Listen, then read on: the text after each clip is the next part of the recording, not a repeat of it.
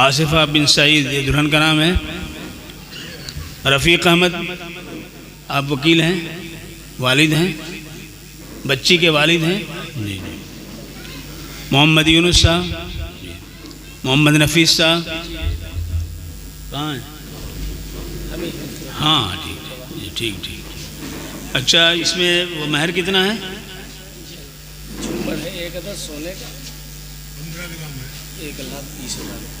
ماشاء اللہ بہت اچھا.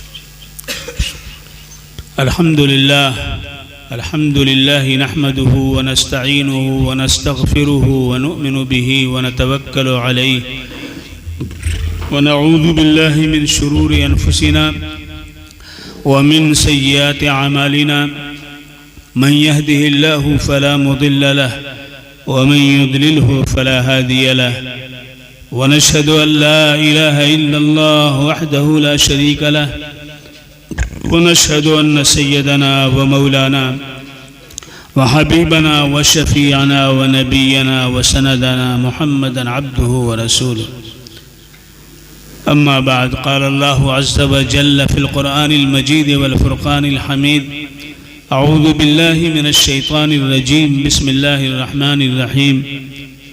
يا أيها الناس اتقوا ربكم الذي خلقكم من نفس واحدة وخلق منها زوجها وبث منهما رجالا كثيرا ونساء واتقوا الله الذي تساءلون به والأرحام إن الله كان عليكم رقيبا. وقال الله عز وجل: يا أيها الذين آمنوا اتقوا الله حق تقاته ولا تموتن إلا وأنتم مسلمون.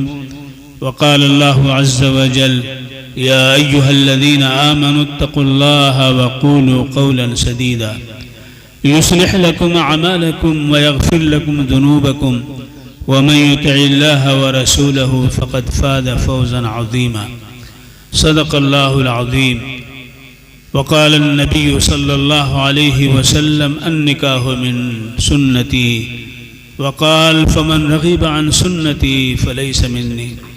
وقال النبي صلى الله عليه وسلم: زوج الولود الودود فإني مكاثر بكم الأمم يوم القيامة. وقال النبي صلى الله عليه وسلم: خيركم خيركم لأهلي وأنا خيركم لأهلي، أو كما قال عليه الصلاة والسلام. معزز حاضرین، یہ خطبہ نکاح ہے. اللہ کے رسول صلی اللہ علیہ وسلم نے اپنی چہیتی بیٹی حضرت فاطمہ زہرا کے نکاح میں بھی یہ 3 آیتیں قرآن پاک کی پڑھی. قرآن پاک کے اندر 6,666 آیتیں ہیں. ان میں سے 3 کا انتخاب اس موقع پر جب نکاح ہو رہا ہے، 2 دل باہم ملنے والے ہیں، 2 خاندان باہم جڑنے والے ہیں، ایسے موقع پر یہ 3 آیتیں پڑھی جاتی ہیں. یہ محض تیمناً نہیں ہے، یعنی محض برکتاً نہیں ہے، بلکہ اس کے اندر میں اللہ کی طرف سے پیغام ہے، اور اس کے مطابق ہے کہ جو اب آخرت کی زندگی، آخری جو زندگی، آگے کی جو زندگی ہے، وہ کس طرح گزرنی چاہیے. اللہ رب العزت نے فرمایا: اے لوگوں، اللہ کا لحاظ کرو، اللہ کا لحاظ کرو. آج اللہ نے تمہیں بچپن سے جوان بنا دیا، اس لائق ہو گئے کہ اب تمہاری نسبت ہو رہی ہے، جوڑ پیدا ہو رہا ہے. جو اللہ نے حضرت آدم حضرت حوا کے درمیان قائم کیا، آج تمہارے درمیان سب مل کے قائم کر رہے ہیں. تو اللہ کا لحاظ رکھنا، اللہ سے ڈرنا، کوئی غلط بات نہ ذہن کے اندر ہو کہ آج یہ کر رہے ہیں اور کل جو ہے ہم اس سے الگ ہو جائیں گے، یہاں فلاں بنیاد پہ ہم یہ کر رہے ہیں. نہیں، بلکہ اللہ نے تمہیں رفیق حیات دینے کا فیصلہ کیا ہے. اس جوڑ کو کبھی توڑ سے بدلنا نہیں، اس لیے کہ اگر جوڑ کرتے رہو گے تو اللہ تمہاری عمر کو بھی بڑھائے گا، تمہاری آمدنی میں بھی اضافہ کرے گا. اس لیے کہ جناب محمد الرسول اللہ صلی اللہ علیہ وسلم نے فرمایا: من سرہ ان یبسط لہ فی رزقہ وینثی لہ فی اثرہ فلیصل رحمہ. جس شخص کو یہ بات خوش کرے کہ اس کی عمر بڑھے اور روزی میں اضافہ ہو، تو اسے چاہیے کہ رشتوں کو جوڑے.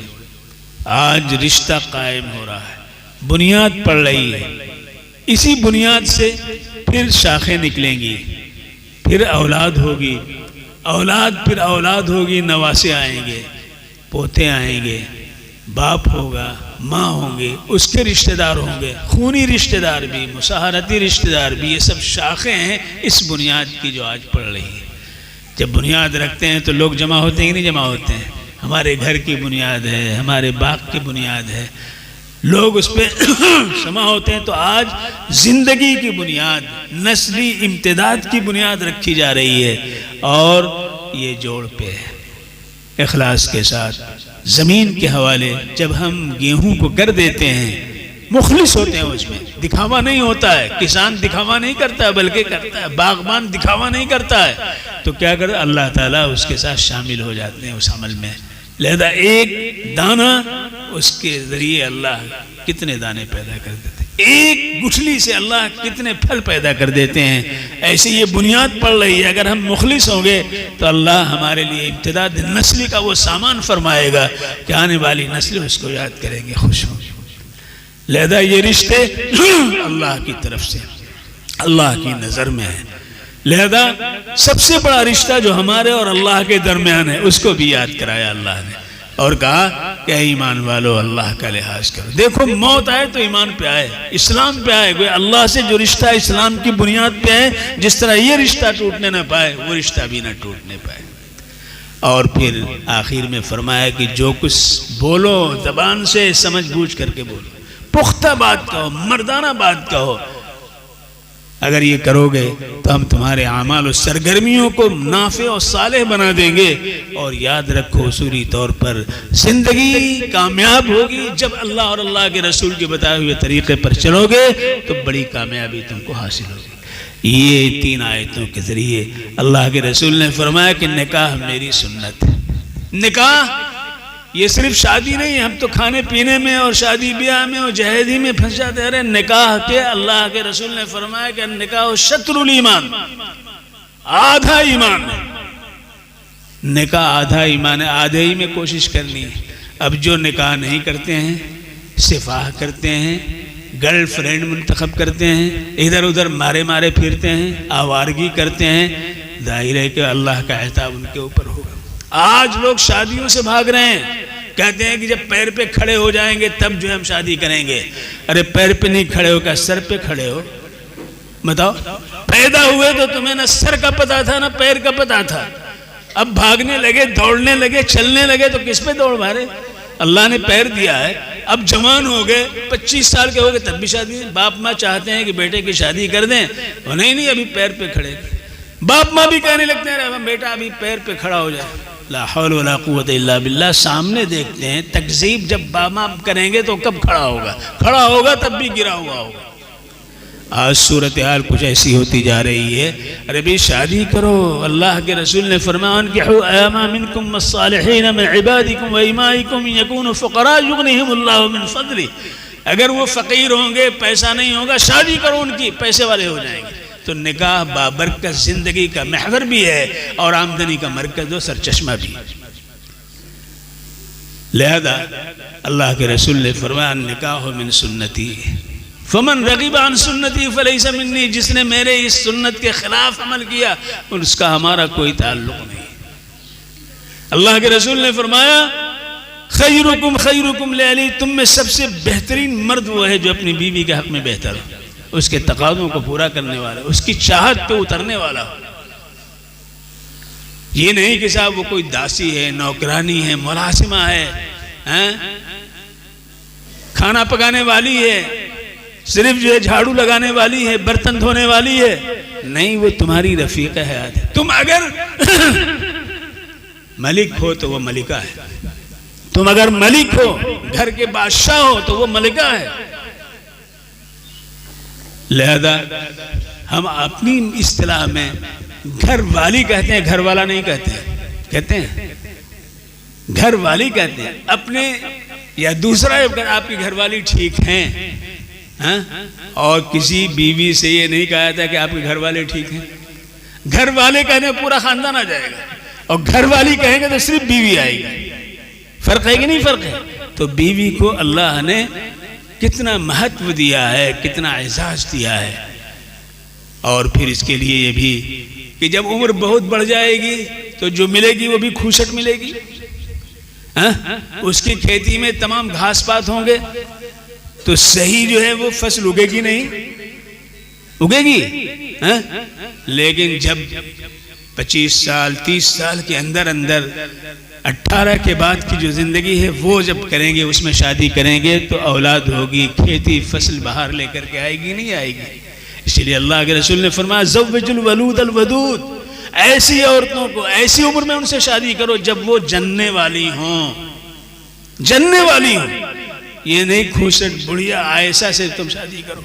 اور ظاہر ہے جب تم خود عائش ہوگے تو عائشہ ہی تو ملے گی، اور کہاں سے ملے گی؟ تو زوج الولود الودود کیوں؟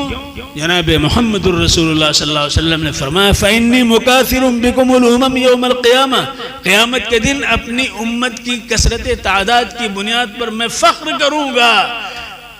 اگر عمل میں کچھ کوتاہی ہوگی تو اللہ تعالیٰ اس کے ذریعے پورا کر دیں گے. تو اولاد کثرت سے ہونا اللہ کا انعام ہے کہ نہیں ہے؟ اور یہاں نسبندی کرانے کے چکر میں پڑے ہیں، دوا کھانے کے چکر میں پڑے ہیں، اور نہ جانے کیا کیا لگانے کے چکر میں پڑے ہیں.